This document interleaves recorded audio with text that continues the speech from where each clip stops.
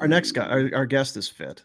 Every time we talk, I was on a plane and then I was in the hotel and I had an Uber and I locked myself out. And then I went to the gym. I got a workout in. It's Jamie McLennan, of course, tens of thousands of steps a day. One of our hockey insiders from TSN, among other places. Look at him. See, he's lean. You've been in the gym, I can tell, but you have that kind of fresh skin look to you. Yeah. I did work out. I need to work out every day just so that I can eat whatever the hell I want. It's not to be a hero. I'm skinny fat, always will be. There's just nothing. I mean, when I played, I was 196 pounds to 200. I was about 10% body fat. I'm probably 13 to 14, maybe 15% now, but it's like, it's gone away. It's in my face, in my chin, my love handles. I never had an ass. I had a frying pan with a crack in my back. And so, I mean, I never had anything to carry extra meat, but it is what it is. You know what? I'm listening to Rhett. I don't trust those things. Like, like how does this work? You just hold way better than I think. I like the new. There's like these new apps and stuff like that, and there's an app actually called Train that I did a bunch of research on in that, and it's AI. So the interesting thing is AI. It scans your body, figures out all of this other type of stuff. So it's I don't know. I don't believe in it. Not that I don't believe in it. I believe in people being in good shape, but athletes, like, I'm 52 coming 53. I just want to be able to walk up and down the stairs and not have problems and all of that type of stuff. Go out in the yard if my son wants to throw the football around or go on the ice. Like, I want to be within striking distance of looking like I used to be in shape. Okay, so let me ask you this. You're at home, the TV remote, whatever, falls on the ground, slides under the couch. How big of a deal is this now to get down there? You don't exactly know. Maybe it's slid a little bit under there too. So you really got to get down. We're talking all fours and maybe a little bit lower, and then reach it and then rise to your feet once again. Scale of 1 to 10. How big of an effort is this going to take? It's not as bad as like you would think. It's a 6. And the reason being is I'm still nimble enough, but I never had great flexibility. Like, I was laughing. I sat in the studio last night with Marty Biron. So we were doing the Oiler game on the panel, and we were talking about that Sheloff, and he made a right pad save on Draisaitl. And Marty goes, "Look at the flexibility on that." I'm like, I would have tried to make a skate save, or I would have tried to move my stick or something, I'm like, this guy is flat out 6'4", nice flush butterfly. And that's what it is. I'm thinking I would blow a hip out. I would blow a groin. They would have to stretcher me off, and I would have to look, and Daryl would be shaking his head going like, what am I, you're useless. What are we doing here? Type of thing. So I never had that flexibility. I always wished that I did, but I was never a super flexible goalie. I could do the splits when I turned, but I couldn't do a flush one, which nowadays guys have a really nice flush butterfly. So it's a 6 because I have a back scratcher, so I could scoop it out with that. I could get down to do it. Getting up, I mean, it'd be a bit. I'm assuming there's no props or apparatus around. This is you're going to have to get in there and get out. Yeah, I mean, it's a 6, but it's a lean 6, maybe 6 American. I see. Yeah, 6 Canadian out of 10, not American with the exchange rate. Rhett, what's your number? Mine is I wouldn't do it. So that means it's a 10. I'm not doing that. It's on. The TV's on. Whatever channel. I hope it's a good one. I'm watching. And if it's not, then I nod off for a while, or I call in reinforcements. I live with people. Call in your boy. He'll lift the couch up, and I call in people. They need to contribute in the household. They don't do a lot. This falls under the category of you handle it. The list of things that take place. The list is getting longer because it used to just be the getting up that used to be the challenge. Now it's even the getting down. It's like, geez, how am I gonna? Because I got to get down there. Now I got to reach, and then it's okay. Now it was to the point you'd put one hand on your knee, so you'd lift your right leg up and then press. Now you kind of got one hand there and one hand on the other leg, and both knees go click click when you're standing up, and your ankles click clock, and then the back kind of gives you God, it's like, it was not that important. No, but there's always a noise involved too. You're like, oh, like you exhale and just Sound let effect. everybody know, like that's a grind to get up or to get down. Yeah. That's age. That's what it does to you. Dean, I remember you walking me through putting on socks a couple of years ago, and just what a war that is to get socks on your feet. Yeah. Well, it's now just become anything from underwear, pants, shorts, socks. It's almost a two-person job. I had a maneuver this morning actually with the socks where I laid on the bed. I just threw myself on the bed on my back and then just threw the leg up and then you put the sock on that. But that's a lazy man. Like, that's just me going, I'm going to, I went to bed at 3:00 in the morning, was up at 7:20. So I'm like, I'm going to take it easy this morning and be lazy. So I threw myself on the bed and was putting my workout gear on. So you can tell what type of workout I did get in with 4 hours sleep. We used to have a segment on the old show called Fuck I'm Old. Fuck I'm old. We have so much more content just a few years later that we could do that every day, not just weekly. Because one day I had done that. I was getting my my clothes on to go and ride the bike or do something, and did the McLennan turtle there. Just kind of okay, lay back and put the shorts on, and then that feels pretty good. And then kind of was laying there, had my phone laying on the bed, asleep.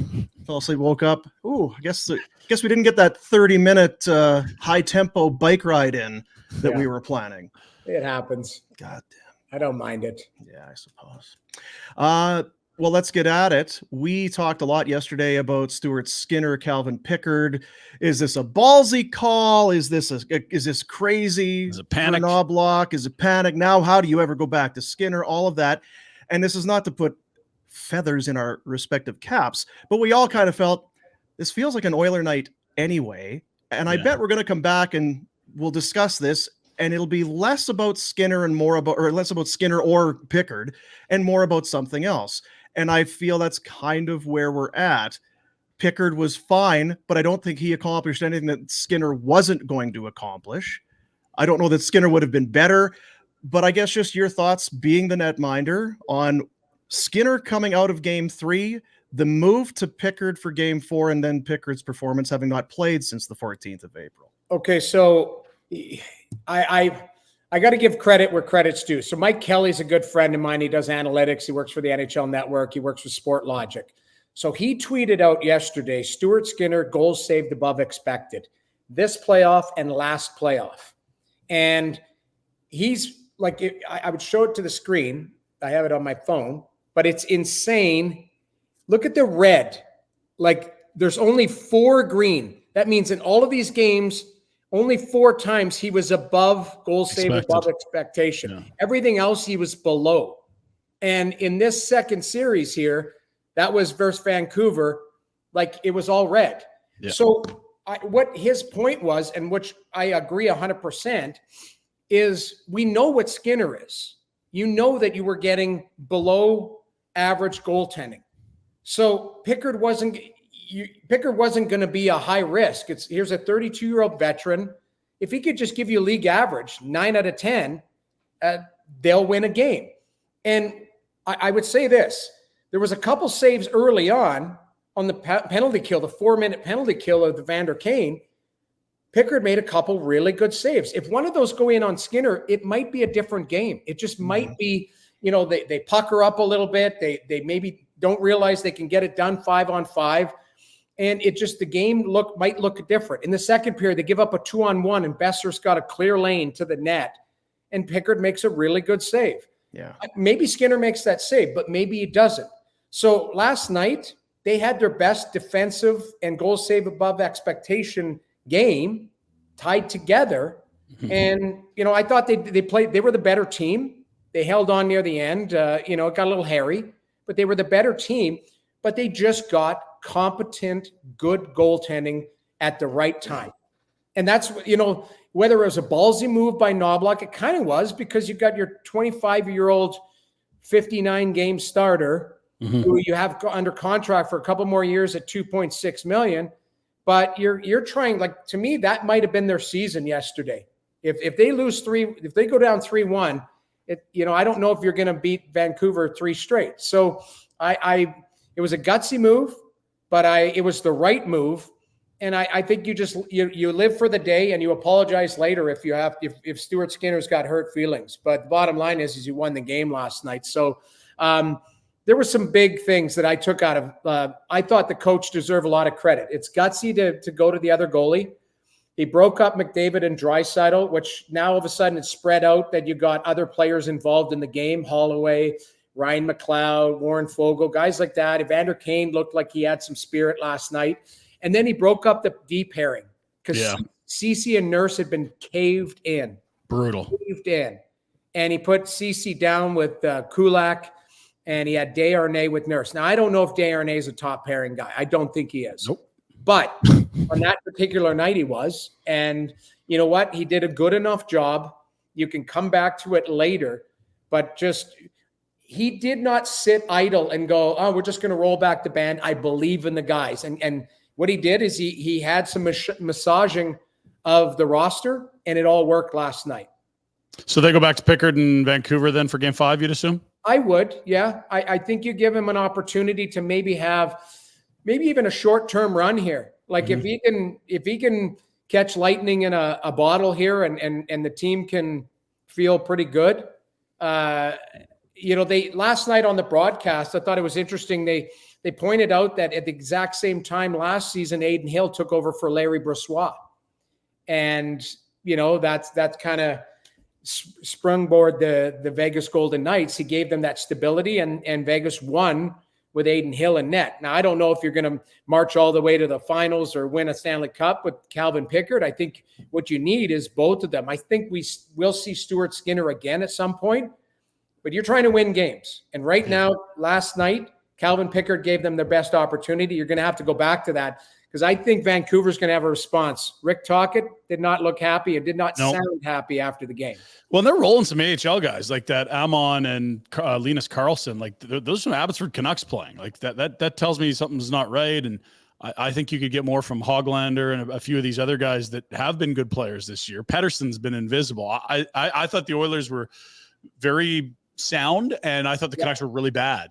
Like how do you not test Pickard more than they did? They had almost nothing through 40 minutes to challenge him, and then you're down 2-0. Yeah, I agree.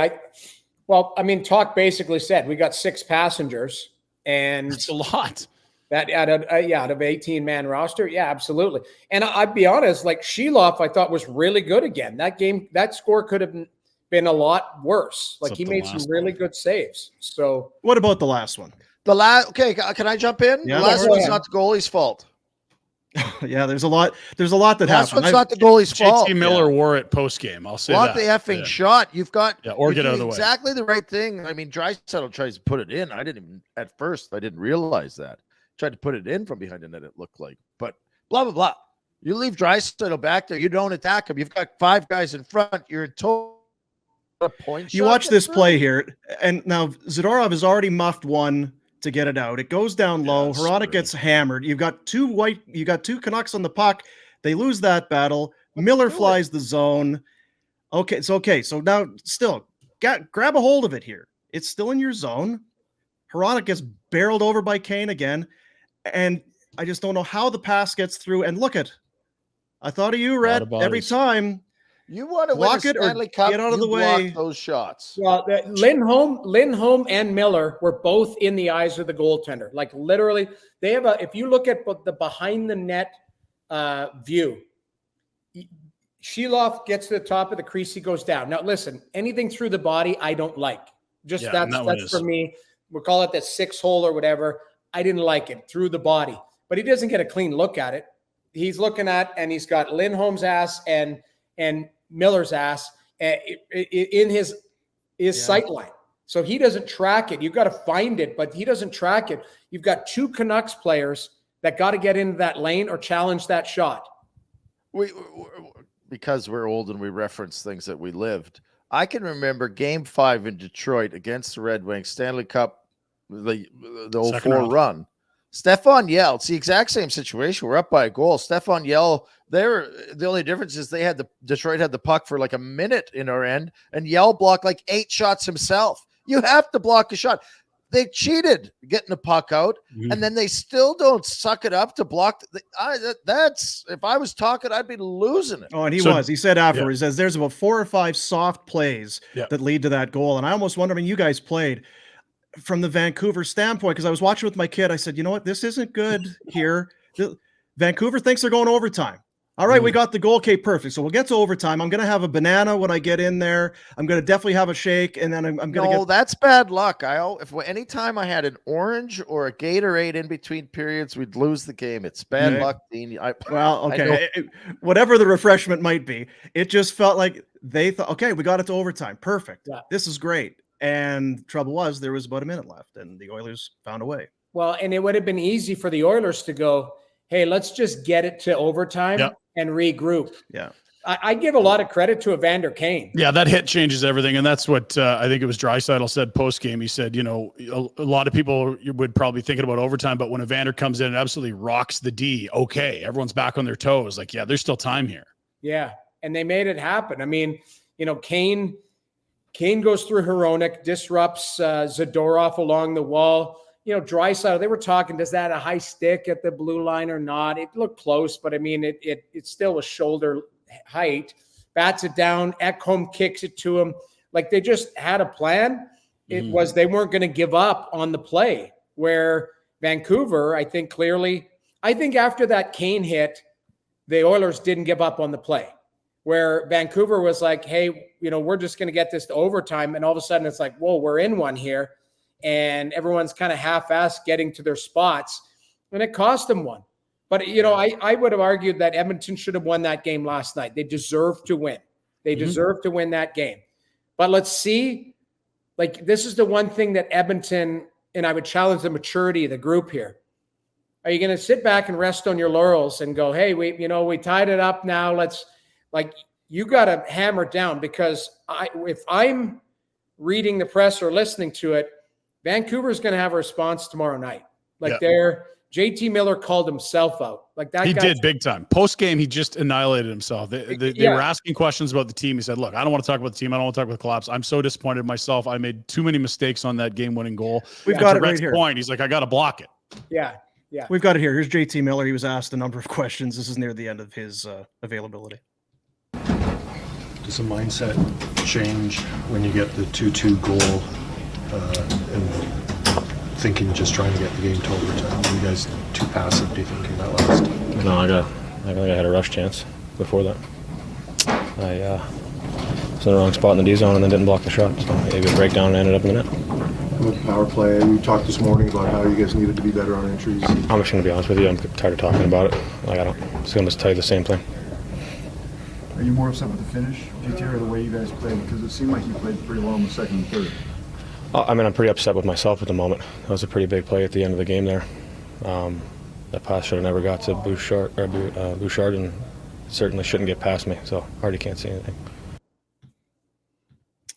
And it was his penalty, a little undisciplined, high stick, that led to the Oilers' first goal. So not a great night for JT Miller, who has been one of the better Canucks. And Tocchet did go and kind of roll through it. There are some passengers, and I just looked this morning. You can look at the last series, and then in this one, Pius Suter is on the top line. He's got 3 points in 10 games, a single assist in this series. Ilya Mikheyev's next point will be his first of the playoffs. He's been brutal. With Elias Pettersson and Lafferty. Lafferty has no points. Pettersson has 1 goal and no assists. So just the lone point in 4 games in this series. And then, the Joshua, Lindholm, Garland line has been okay. But yeah, it's tough when Pettersson, when's the extension kick in? Right away. When your highest paid forward, when your superstar forward can't piss a drop when you need it, it becomes very frustrating. You're right. Go ahead, Rhett. Well, and just to add on to that, against let's be brutally honest, that defense that he's playing against is not a juggernaut. Right. See, we just said Ceci and Nurse were so bad. They had to. So it's not like you're going up against Peter Angelo and Hanifin and Tanev and Hedman or guys like that. Yeah. Right. Yeah. I mean, it just looks like either if Pettersson's not hurt, it's really weird because he doesn't look like he's engaged in anything. Now, I will say he won the big draw at the end on Derek Ryan. That was a big for the game-tying goal. He won the draw, and he battled for that puck. But here's a guy who's making a boatload of money. He is their star player, 100-point guy, and he's been non-existent. Yeah. Now, if I'm Edmonton, I'm concerned about that because is there a game where he wakes up? Like, to me, I think this is why it's important for Edmonton to have a great start in a hostile territory tomorrow, because like Tocchet, this group usually does respond to Tocchet challenging them. So we'll see.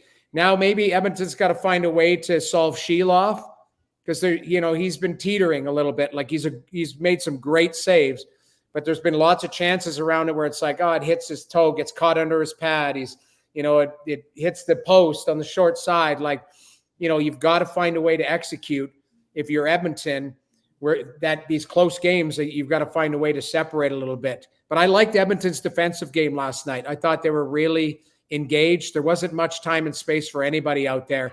And they blocked 18 shots too. That's a commitment to defense. Like, in Stuart Skinner's defense. Exactly. Right. The game before, they were terrible in the first period. Warren Fogle floats one up the middle. McDavid and Ekholm go to one player. That leaves Besser alone. Like, you do need a big save, but you also need to be very engaged defensively. And I thought Edmonton in game 3 was very loose. They just showed up to play hockey, and Vancouver played for keeps. Well, last night it was the Oilers that played for keeps. Yeah, and Vancouver will get last change. That'll help them. They get Soucy back. That'll help them. It was too much for Ian Cole, in my opinion, last night. Like, they get to reset, and I agree with you. I think Rick Tocchet all year has been teaching for these types of moments, and we'll make some moves. Rhett, I see you itching over there. Well, I'm just interested on everyone's take. Like, it's playoff hockey, and it's going to go deep. We're getting to 6 at least. Probably going to see 7. Who's favored the rest of the way? Like, if is Pettersson going to wake up and that's going to be the difference because it's been close already? And if they get that going, what is Edmonton? What's Edmonton got to continue to do? Is there another notch for Edmonton? And if so, where is it? Like, who's coming from Edmonton's side and who's coming from the Canucks side to put a stamp on this and kind of get the team a win?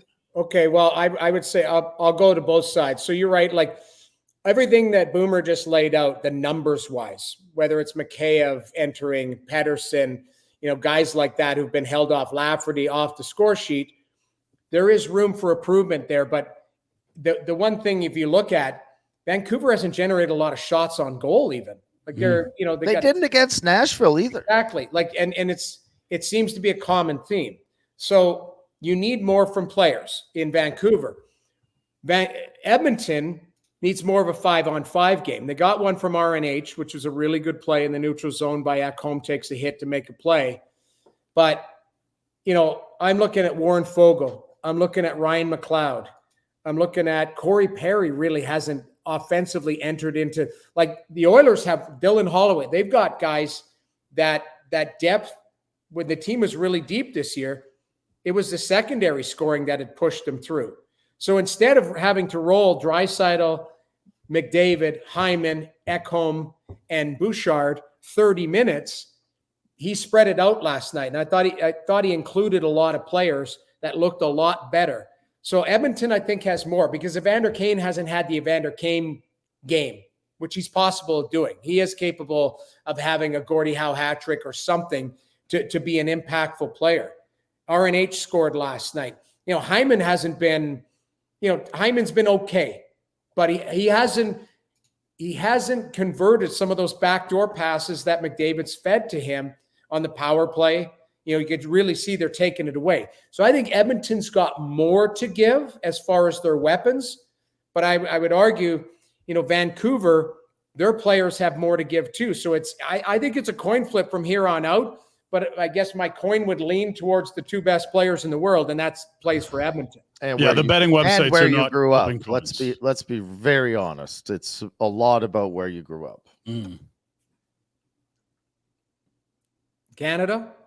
All right, stop that nonsense. Tighter focus. Oilers are minus 211 to win the series, and Vancouver plus 165. That's a significant favorite, and I get it. They were heavy favorites coming in. It's now a best of 3. All the reasons you'd favor them before the series still exist. I just took a look in terms of goals for Canucks, the 8th best goals for total. But in terms of shots, only 6 teams had fewer shots. San Jose, Chicago, Washington, Anaheim, Montreal, and Arizona had fewer shots on net in the regular season than Vancouver. So it's kind of not new that they defend very well and don't give up a bunch.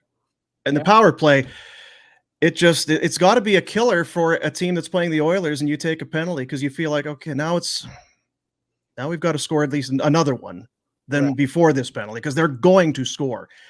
And I don't know, it feels like when you look around, we're more than halfway through round 2. It doesn't feel to me like the number of penalties is going down. The whistles aren't being put away. It still feels like there's some kind of calls being made in very important games. Well, what was it last night for his penalty? Like Kane got the double minor, and then the Oilers had two power plays, I think, right? And they scored on 1. I think they were 1 for 2. Oilers were 1 for 2. Canucks were 0 for 3. Yeah. I mean, that's 5 penalties in the game, really 4 with a double minor. Like it's playoff hockey. Like it used to be, I always felt like there was 4 and 5 chances. Now you're getting 2, maybe 3. What people have looked into, what they haven't found is that whistles don't go away in the playoffs. What happens is they go away in games 5, 6, 7. The later you get in the series, the higher the stakes, the more fraidy cat the referees become to impact things. Whereas game 1 or 2, it's like, we'll set the tone here. It's human nature probably, and it's annoying and it's frustrating, and all 32 fan bases think they're getting screwed by the refs. It's obviously really hard because no one really does it that well, and you see these things every single year. It's like, game 7, nothing's a call anymore. Yeah, you know what it is they want the teams to be the factor, not the. Yeah, but they don't in game 1, which is still 1 of 7 games in the series. I know. I just always fucking annoying. It is. I always felt like I would much rather them not call something than instead of a greasy one where it's like, okay, totally. You've seen 5 cross checks and then a guy gives another guy a push and he falls and it's like, okay, there's the one you're going to call. Like, yeah, to me, and I think it's like umping a ball game. Whatever you're calling, it had damn well better be consistent. Right. And I think when they call some early on and then they chase it. Yeah. Then they're looking at, oh, fuck, I maybe shouldn't have called that. I better call that. Oh, well, be consistent. Set the standard and let the guys dictate it. I always felt like the refs, you feel like it's a good ref game when you don't talk about it. It's like, yeah, okay. Like last night, I don't think the refs factored in too much. They had to call the Kane double minor. I mean, the only other option is if you call it a cross check, it becomes a 5-minute major. That's Elliott had pointed that out in the intermission, that there's no double minor for cross checking. It's either 2 or 5. And that's why Tocchet was getting in their ear, but they didn't do shit on the 4-minute power play anyway. No, they didn't. I mean, it's the one thing I've liked is it's been good hockey. I'm going to the game. I'm flying out there tonight and Van. I'm going to Van. Yeah. I'm going to go. Unreal. That building's been insane. Yeah, should be good. I'm going as Joe Citizen. I'm not working tomorrow night, so I'm just going to sit and have a few beers with a buddy and take it all in and can fly back Friday. Should be good. I've got a few business meetings during the day, but outside of that, it should be good. Do you have your Yaroslav Pozar jersey all ready to go or anything like that? Yeah. What is the most obscure? Well, I don't cheer for any team, but who would be the most? So if I wore a Vancouver jersey tomorrow, it would be Dave Babbage. I was going to say, or maybe a Harold Snepts. Yeah, Snepts was always a good one. Yeah. Exactly. Orland Kurtenbach, maybe the Tony Tanti. Like a Cliff Ronning jersey or something like that, right? Gino Ojic, there's a good one. Yeah. So let me ask you this, not to get all sportsy again, but depending, I guess, what happens with the Stars and Avalanche tonight, with what we saw out of the Avs 2 nights ago with the Chushkin news and then Taves didn't play. I guess, what do you expect tonight out of Colorado? Because Dallas has looked really good. They've just kind of controlled things when Colorado's been playing well, and certainly when they haven't. And then I guess the footnote to that, if Dallas gets through here or Colorado, do you like the Oilers or Canucks against either of those 2 teams with how they're playing? I think whoever comes out of that Dallas-Colorado series is going to take the West. They look better than the other two, personally. Just that well-rounded. Like Dallas looks serious. Like this Wyatt Johnston kid is unbelievable. And he's got some jam to him. You know, Stankoven, like it's when you think of Dallas, for years, people, it's like, oh, that's Ben and Sagan. No, it's not. What they've done is those guys have been pushed down. Now, I would argue that the Hintz injury, I haven't seen an update. He's out for tonight. Okay, so he's not playing. I think that stings. He's a hell of a player, like a really, really good player. But if you look at Dallas, they don't really have any weakness. You know, Tanev looks like an absolute rock star. Now, is he a question mark too? I thought I saw he was nicked up. I read this morning that it's that he is fine. Okay. Faxa is coming in for Rupe Hintz, and the Tanev is going to be okay. Okay. So, like, they got the goalie, they got the rock star defenseman in Heiskanen, and a really, good defensive core that can move the puck. And then they got depth. You've got a good mix of older guys with Pavelski and Ben and Sagan that are still contributing. And then you've got the young whippersnappers who are flying around, who are, really contributing offensively. So their depth is really good. Colorado, the other night I felt bad for them. They looked like a distracted team. They looked like they were pissed at Nichushkin and saying, like, this guy just screwed us. And, Jack Johnson, if you just could read cryptically what he said, basically this guy made his own decisions type of thing. They're pissed. This guy had 9 goals. There's no answer for Nichushkin. Like, he's an absolute beast in front of the net, around the net. But he, listen, he has problems. I get it. But at some point, you got to figure out your life and go, like, I'm getting paid a lot of money here. I can, if I've got a problem here, get some help, reach out, do whatever you do to keep yourself clean. But didn't look that way, and now he got clipped. And the team looked like they were pissed the other night. Can I ask, like, I brought this up. I realized that they were, and you could tell they were distracted, but I'm disappointed in that team. Yeah. And hear me out. We went into, old man talking, 1999, we go into Toronto, Stanley Cup semifinals. We've got one way to win a series. It's our goalie. Yeah. The best in the world. Maybe the best ever. Hasek. He is. He pulls a shoot and goes back to Buffalo. We wake up, go morning skate, go, holy, where's our goalie? Don't know. He's hurt. Yeah. Anyway, we win that game. We don't fold like a cheap tent. I think it's bullshit what the Avs did in that regard. I get that you can be pissed at Nichushkin. If Nichushkin's the only thing that you got, well then sure, pack it in. How don't they rally? These guys talk, McKinnon. No, he wants to be a winner. Where's the leadership there? Say, fellas, it doesn't matter. We're all still here. Yeah. And if we can't get it done, it didn't matter if Nichushkin's here or not. Let's go fucking play. And I don't know if they beat Dallas anyway, because I think Dallas is really good. But my point is, they didn't even show up. No, they didn't. And their top guys, here's the other thing. Side note, I've got a question for you. When Dom went home, is that when he choked the reporter out? Is that when a reporter kind of called him out on it and he like choked the guy out? You remember that? I remember that. It was he passed away quite a while ago, but he was like the main white-haired beat writer. Rhett, you know who it is. I know who it is. I don't think swear to God, I remember, like, the only thing I remember about Dom outside of him, I do believe he's the greatest goaltender who ever played the game. I agree. That's my personal opinion. But I remember, like, there was some form of like an injury that he got challenged on and he choked the reporter or he attacked him or something. I still laugh to this day about it. But anyways, getting back to Colorado, you're right. Because let's take a look at their last 3 games. During the past 3 games, the Stars have done an incredible job of shutting out the Avs' best players.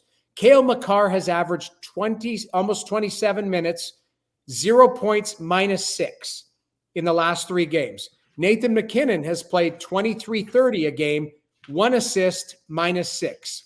And Mikko Rantanen, 23-31 per game, has 1 goal and -5. So that's their top 3, arguably 3 of the best players on the planet. And in the last three games, Dallas has neutralized them. So you're right. Nichushkin or no Nichushkin, like those players should give more. And we saw it. I mean, Wyatt Johnston's shorthand goal there, Makar's got it on his stick. And he's just outworked on that play. That's it. Like that's got nothing to do with Nichushkin and how mad you are at your teammate. But they just looked out to lunch. And that's where we'll see if Colorado has that response. You know, the one thing I do feel bad is Georgie V there in net. He's been okay. Since game one against Winnipeg, he's probably got really good numbers. Yeah, like he hasn't been the problem. It's lazy narrative to go, they don't have the goalie. Actually, the players that haven't got it done in front of them. It's the goalie's been fine. So we'll see if they got a response. I thought Boston was cooked last night, and they were the better team. They deserved to win last night. So we'll see if these teams with their backs up against the wall. Carolina deserved to win. You know, I'd like to see some of these series go to 7. So that's in Carolina tomorrow. It's not tonight. Where are you at on the Canes? Being in that 3-0 hole is obviously just a mental mind bleep, but they were in it last year. And do you think that sort of helped them get back into this thing? Like we've been here before, whatever. Well, I think so. I mean, the building, you look at everything. Like to me, I think if you have the whole package, like I would argue against the Rangers, like that series could be a coin flip. Like Shesterkin's was awesome leading up to those 2 losses. Carolina shouldn't have been down 3-0. That could have easily been 2-1. And then all of a sudden, you're looking at it and it's 3-2 the other way. So I think Carolina believes that they should be in that series and a little bit better. Be interesting to see if they can pull it off. I think if you had the underpants camera of a rating of 1 to 50, and if 50 is you've soiled your underpants, I would think the Rangers are creeping into 35-40 territory because it's you're going back to Carolina. That building is tough to play in. Oh man, it's gonna be jumping. Yeah, so I think that's going 7. So and then where's your underpant rating? Like 45? Like you've blown a 3-0 lead coming home. Woo! Who's got the pressure now? Peter Laviolette, if you watch, he has this vein at the side of his head. You watch him like on the best of days when I love the guy. He's such a nice guy to talk to, but he's one of the most intense coaches behind the bench. And you can see the vein just grows and grows, and he just is going to blow his head's going to pop right off his body. But I think that's going 7. I'm telling you. It's just too hard to win 4. I mean, can it be done? Yes. But those and the Canes maybe deserved a win earlier on. I just think it's too hard to win 4 in a row during any point in the season. It's so hard. It is tough, but you know what? The stories are crazy. Like I thought Boston would be done. Now all of a sudden, you're going back home and going, we got a game 6 in our own building, Okay. Speaking of Boston and Florida, I don't know what to make of Montgomery behind the bench. He's a meme. Did you see the dive? Yes, I don't like. It doesn't look like a guy. Like I think I'd have like you again. As long as the team is laughing about, like Daryl used to blow his top, and we had enough leadership in the room to go, okay, kind of giggle about it in a way. But there becomes a point where it's a distraction. It looks like a guy that's not under control of the situation or in control of the situation. I don't know what to make of this. I think, you know what, I really like him. Like I've known Monty personally. I've had beers with the guy. He's a great guy. He's I crossed paths with him in St. Louis several times. We have a lot of mutual friends. All I've heard, and this is in the NHL coaching circles and people that have worked with him, is he's like a savant, like really can see systems, works with systems, tweaks, all of these things. Like he's a really, really sharp coach. And I always thought he was very calculated. Like, Daryl would be a very calculated coach.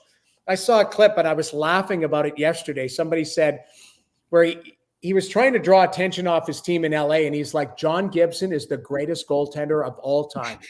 I don't know how we beat him every time. Ever. Yeah. Okay. Best goalie I've ever seen. Best goalie I've ever seen. And then he shifts and goes, there's a lot of pressure to becoming like, talking about it, right? I've always felt like Monty was calculated, especially against the Leafs.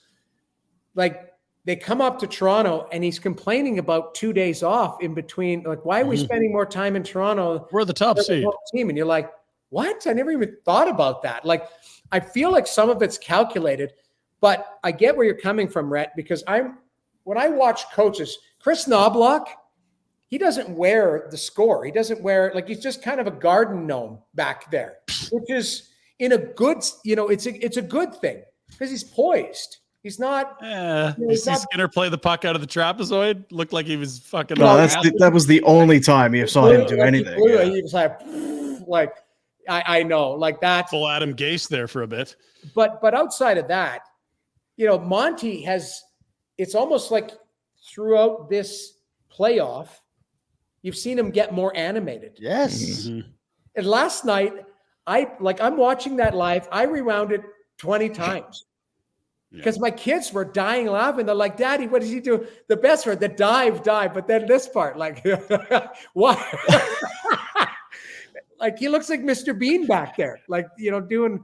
But he just said, watch and you'll see. You'll go back and watch it. Yeah. And you know what? He's coaching the hell out of that team. I don't know if they'll make it out. I think Florida's a better team. Mm-hmm. But, Paul Maurice doesn't look worried. His pressers have become half stand-up comedy. But that's calculated too. Mo's like, hey, I'm going to swear a bunch of times and make this about me and take the pressure off my guys because I know we're going into one in Boston. Mm-hmm. You're going to have to play in front of 18,000 screaming fans. So, it's the game within the game. But, Mo is such a great speaker.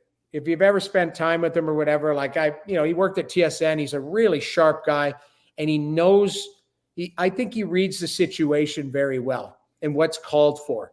And last night it was like, I'm going to make it about me and I'm going to talk about how I was swearing and I'm going to swear a few times and not make it so that you have to ask me questions about my players who didn't play well.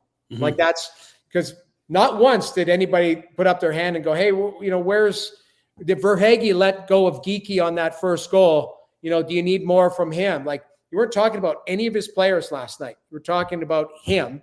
And I think that was calculated. Yeah. So be interesting to see how these all unfold here. That's a good point. Like I remember Wayne and Salt Lake after they got off to a rocky start in the round robin, the famous Brian Burke, Sedin is not Swedish for tackle me. Like these are deflecting moments that we love it. And it's like, whoa, but it really does take our attention off the players, the heat off the players. That's a savvy play. Yeah. Daryl used to do it all the time. Yeah. I remember do you remember it was against Detroit in 2004, I think, where somebody asked him about Detroit's third line. He's like, third line? Who's the third line? And then they said somebody with Yzerman. He goes, Steve Yzerman on a third line? That's not a third line. And he went right back at the reporter and, made it about, like, not talking about his team. It's like he's projecting out. And then he'd get crispy with people. And then they're talking about Daryl Sutter. Did you see Sutter's presser? Did you see Sutter do this? Sutter, not talking about the goalie who's not making saves or, Iggy not scoring or whatever, you name it. Like you're talking about the coach instead of the team. And I think you can't do it all the time, but you have to be. It's almost like a manager that runs out to get kicked out of a game in baseball. They could be talking about shopping lists, but he's like, I got to get kicked out here. I got to show some emotion. Mm-hmm. So you get in the guy's face or whatever. I think these coaches are politicking too. I did a little bit of, before we let you go, just a little bit of, it was 1997, actually, when Dominic Hasek, he was enraged by an article that Jim Kelly wrote. Jim Kelly, the longtime Buffalo writer. Yeah. And it was one of those articles where he kind of went at him. He claimed, questioned his having poor mental toughness, quote unquote. After Game 5 of the series against Ottawa, Kelly approached Hasek for an interview. When he saw Kelly, Hasek yelled at him, spat at his feet, pushed him, and subsequently ripped his shirt off. Yes! He ripped him. Get away with that now. I was going to say, did Jim Kelly not have a lawyer? He should be wealthy as shit right now. And rumored that there was a swing that missed and then the pushing and the ripping. I love the shirt. Spit at the feet too. Yeah, the spit at the feet. This is what I think of you. That was after Game 5 of the Ottawa series. I don't know. Again, I'm just kind of on the fly. He was suspended for the first 3 games of the Flyers series after they won that series and fined $10,000. for that interaction. For that interaction, 3 games and 10 grand. There's your lack of inflation. Everything else more expensive these days. You can't find more than $5 grand anymore. That's going backwards. That's the only thing in the world that's going backwards. Crazy. That's crazy. Yeah. I just remember that whole, like, I don't remember how it went down or whatever. I just remember him, like, back then there's no Twitter, there's no nothing. So you get your information from, the Get news. the stack of newspaper clippings every morning. Exactly. It's like, Hasek attacked the reporter, choked him out or whatever. I'm like, why would you envision him like choking a reporter? Like, Hasek said he was injured. He hurt his knee pop in game 3 of the series, and Kelly wrote a column the next day saying he had poor mental toughness. So Dom went full Hasek. You never go full Hasek. I think Dom made his point pretty well, didn't he? That's what they say. That's it. All right. Well, we'll talk to you next week. Who's winning this series? Edmonton, Vancouver. I got to stick with it. I said Edmonton in 6, but I'm going to say Edmonton in 7 probably. But 7. Yeah. I think Edmonton in 7, but I don't know. Vancouver, I can't doubt them, but I think Edmonton's a better team. So we'll see if they can execute. All right, fella. Enjoy game, whatever it is that you're going to. 5. There you go. See you, pal. Take care. He's a good boy. He's Jamie McLennan. Joins us every Wednesday. Hey guys, thanks for watching. Be sure to check out more of our content right here on the Flames Nation YouTube page. We had a bunch of great long form interviews. You can check out some videos we've done as well outside of the studio. And of course, if you want more writing or merchandise stuff, flamesnation.ca or nationgear.ca. Appreciate you watching.